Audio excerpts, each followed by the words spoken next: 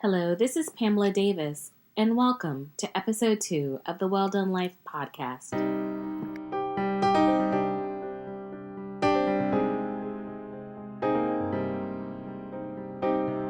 Hello, everyone. Welcome back to episode 2 of the Well Done Life podcast. I'm your host, Pamela Davis. Thank you again for coming along on this journey with me. If you're new, this is my second podcast. I just did my first one a few days ago. And long story short, I'm 46 years old, caregiver, digital strategist, diva, who's trying to get the world to see that no one's an expert, but everybody is an expert. And if we took the time to sit down and talk and share our experiences with each other, we can build each other up and accomplish great things. So you're here at the beginning. If you just stumbled on, you haven't missed too much. We're just really starting to kind of dig in and figure out where we want this to go. But ultimately, the plan is that we build a community of people who are committed to sharing their truths honestly and thoughtfully and connecting each other so that we can find a way to make it through this thing called life.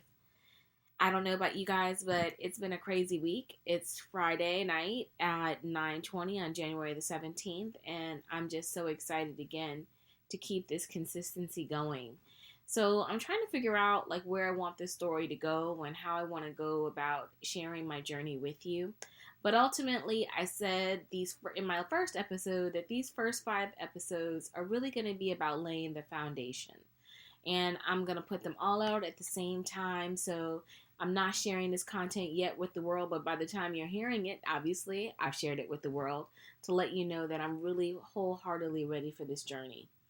But one of the things that I kind of thought would be a really good topic to talk about for episode 2 would be it's 10 years.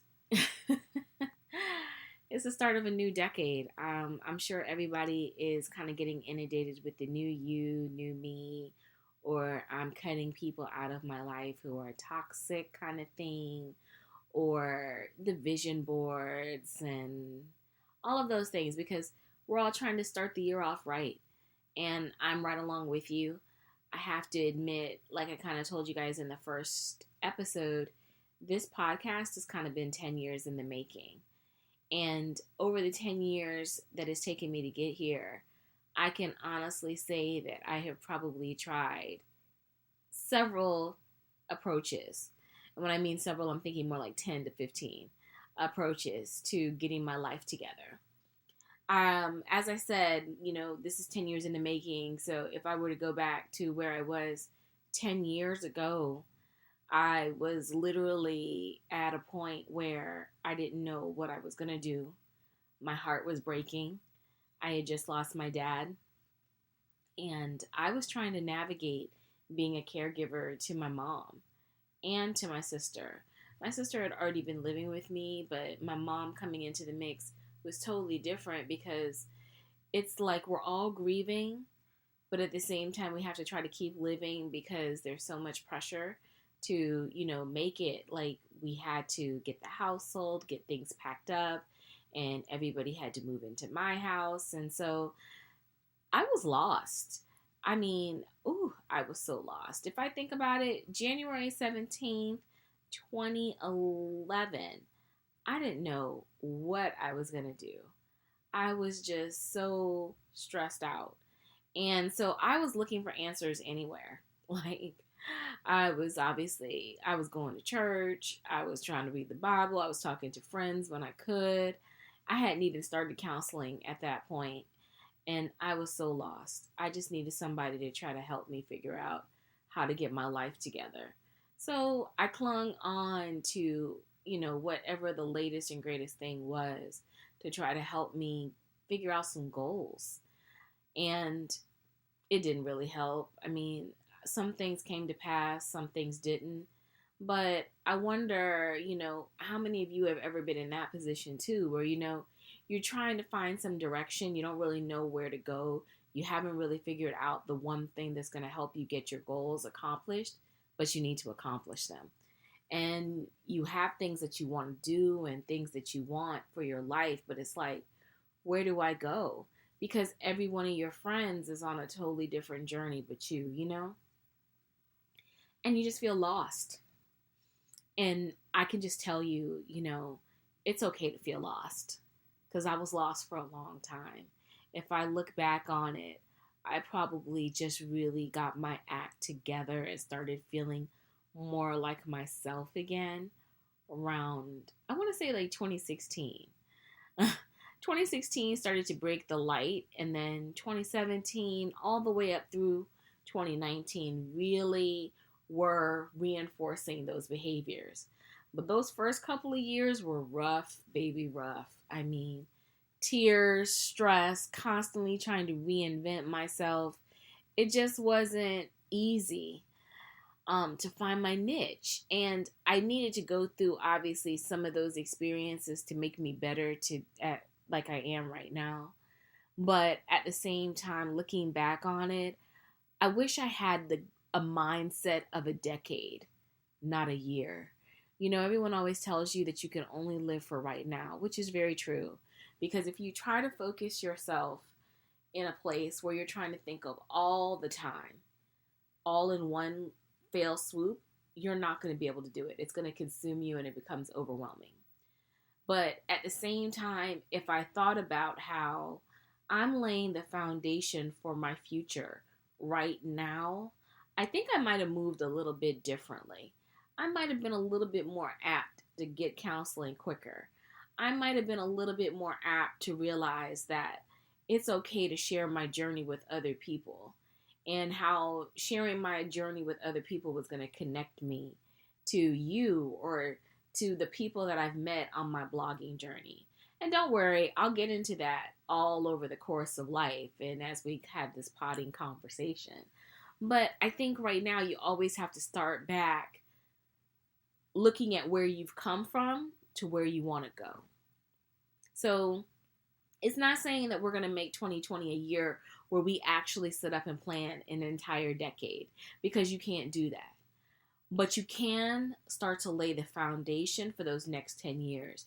Because I don't know about you guys, but I'm 46. So at the end of this coming decade, I'm going to be 56, hopefully. And I will be close to 60. And I know that I have no intention of not living my life to the truest capability of what it can be by that time.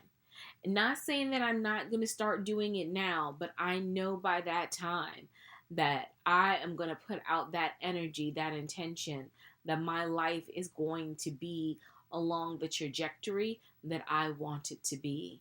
Because I think as you get older, as you get more clearer about who you are and what you want and how you want to go about it and the things that you don't want, you start to put yourself in alignment where you can actually make goals that make sense.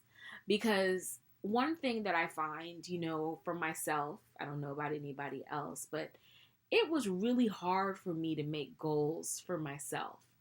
I was fine making goals at work, but when it came to the things that I wanted to do for myself, it was really difficult. And when I say make goals, anybody can say, oh, I want to make $100,000 in a year.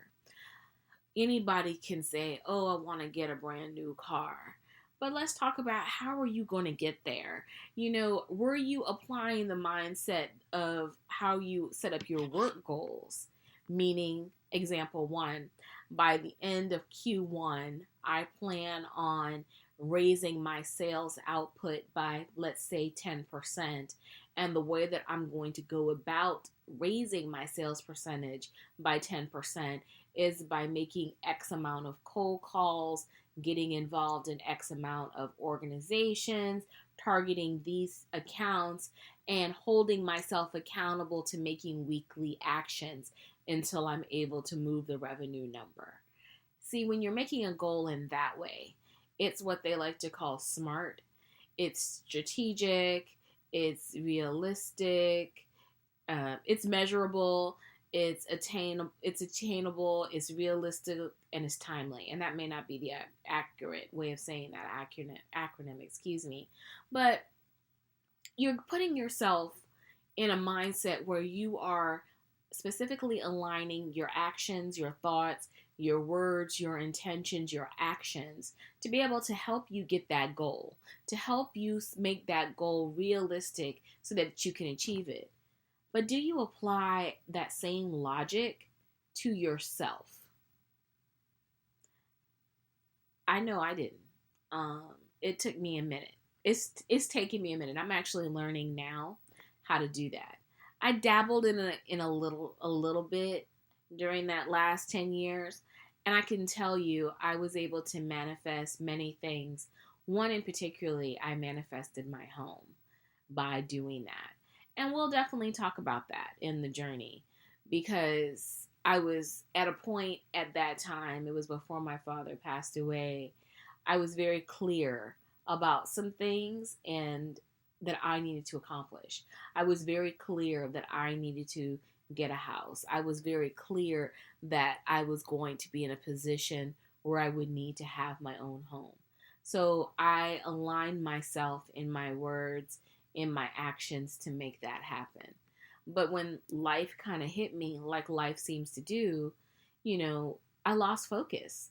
And when I lost focus, I have to admit my mindset shifted from strategic to survival. And when you're operating from a base of survival, it is very difficult to prioritize anything because you're just trying to get through the day to day. And a lot of people are trying to get through the day to day because again, this isn't a perfect situation. Life is not always perfect, and many of us are facing a lot of different challenges that require and pull on our attention, our energy, and it's hard to prioritize yourself.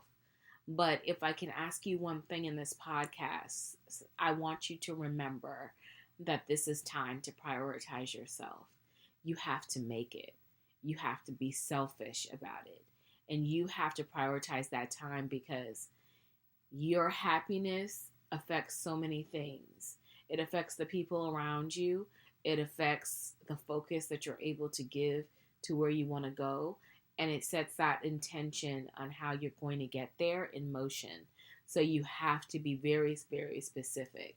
So this is the year or the decade of being specific. I'm actually taking it to a new level this year. I'm going to be doing a vision board. My friend and I are doing a vision board party, and probably in our next episode, because it will have occurred probably by the time I get a chance to do this again, I'll tell you guys about it. But we're doing it a little differently. We'd actually have a custom designed vision board. It's not just a plain white slate. And we're really trying to give people the opportunity to focus on specific areas of their life so that they can really have an opportunity of achieving the goals that they want. And along with that, I had a young lady I work with give me a book that I carry. And a book actually has my favorite saying. Whenever someone sees me at work, they're like, "How are you doing today, Pamela?" And I always say, "Living the dream," because I want to put out that energy in myself and in other people that, I'm focused on living the dream. I might be in a world of chaos, but I'm going to keep my mindset focused on the fact that I'm living my dream because I had to get specific as to why I work so that I could learn how to use that energy to manifest the perception of work that I want and achieve the goals that I had set up. I know that probably sounds way too deep, but essentially what it means is I made the decision this year to say, "Hey, Pam, we're going to go into work focused on the fact that the things that are going on around you that are going to be chaotic and sometimes the negativity that comes up because of people's frustrations and concerns, you can't take that into yourself because you know that ultimately you're trying to build a foundation that is going to be able to help you prosper your family and that is going to be also able to help me live my dreams of traveling and accomplishing life the way that I want it to be." So I had to learn how to focus on those things. And for me to focus on that, that meant that I had to remove negativity in my life. I had to allow my words to seep into my mindset. And so I would like to make sure that my mindset is contagious. So she gave me a book that says Living the Dream. And in that dream, I journal every day or every 2 days. And I document what I'm doing and I'm setting my goals that way. So it's not like I'm taking this one set time to just sit down and think about what I want to accomplish. I'm giving myself grace to think about as I encounter certain situations or as certain opportunities or blessings come to me, or even just being inspired by what's going on around me, that I set up my goals for 2020.